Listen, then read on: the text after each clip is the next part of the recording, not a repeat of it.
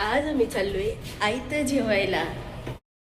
अधिक मास, ज्याला पुरुषोत्तम मास देखील म्हणतात, हे हिंदू कालदर्शिकेतील एक महत्वाचा काळ आहे. दर 3 वर्षांनी येणारा हा महिना चांद्रवर्ष आणि सौरवर्ष यांच्यातील समतोल साधण्यासाठी येतो. धार्मिक दृष्टीने हा काळ अत्यंत पवित्र मानला जातो. या काळात दान, धर्म, पूजा, व्रतवैकल्य करणे अत्यंत शुभ मानले जाते. असे केल्याने पुण्य मिळते आणि आध्यात्मिक प्रगती होते असा समज आहे. आणि हे सगळं मी तुम्हाला जेमिनाय आणि गुगल करून एक्सप्लेन केलेल्या गोष्टी आहेत, कारण ह्याचं पूर्ण नॉलेज मला देखील नाहीये.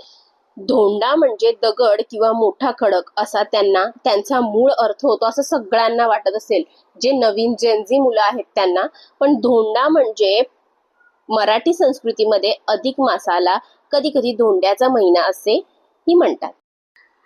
आणि जावयाला तर भेटवस्तू मिळतेच, पण आज माझ्यासाठी सुद्धा खूप मोठा स्पेशल दिवस आहे, कारण माझ्या जावेने मला माझ्या ब्लॉगिंगसाठी एक नवीन माईक आणून दिला होता.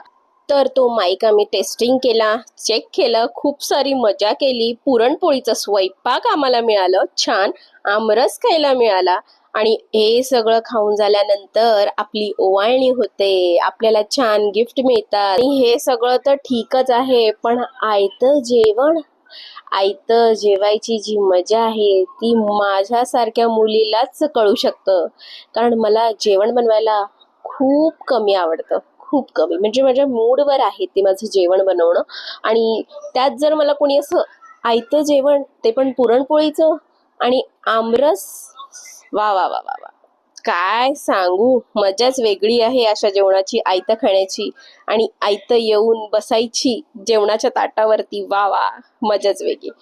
तर हे सगळं झालं आणि याच्यानंतर आमची ओवाळणी झाली, आम्हाला गिफ्ट मिळाले, मला साडी मिळाली छान. आणि माझ्या नवऱ्याला, माझ्या धीराला, माझे दुसरे मोठे जिजू आहेत त्यांना त्यांना सगळ्यांना पैसे मिळाले.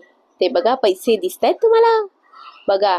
माझा नवरा एवढा चालू ना, बाकीच्या सगळ्यांनी त्यांच्या त्यांच्या बायकांना त्यांचे पैसे दिले, स्वतःच्या हातात आलेले, राव दे.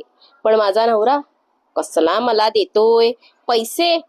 पैशाच्या नावावरती मला 1 रुपये टेकवला, 1 रुपये. पण जाने दे, अपने भी दिन आएंगे भाई, अपन भी दिखाएंगे इनको. तर खूप सारी मजा झाली आणि अशी मजा खूप करायला मिळाली. आणि असं जर दिवस असे छान छान येतात, खूप मजा करायला मिळते आणि ही व्हिडिओ मार्फत तुम्हाला शेअर करायला मिळतात, ते मला खूप आनंद होतो. आणि नेक्स्ट टाइम मी असंच खूप काही काही छान व्हिडिओ बनवून आणेल तुमच्यासाठी. आणि असेच व्हिडिओ छान छान माझ्याने बनत राहू दे. जर माझ्या व्हिडिओतून काही चुकत असेल तर मला फक्त सांगत जा कमेंट मार्फत. आणि तुम्हाला एक गोष्ट सांगते, इथे माझे तांदूळ जे आहेत ना ते पूर्ण चिपकलेत. तर तिकडे माझ्या ज्या नणंदबाई होत्या त्या मला सांगत होत्या की बाबा, तुझ्या नवऱ्याचं किती प्रेम आहे, तुझे तांदूळ सगळे चिपकलेत. असं जर नवऱ्याचं प्रेम असेल तर मग विचारायला नको.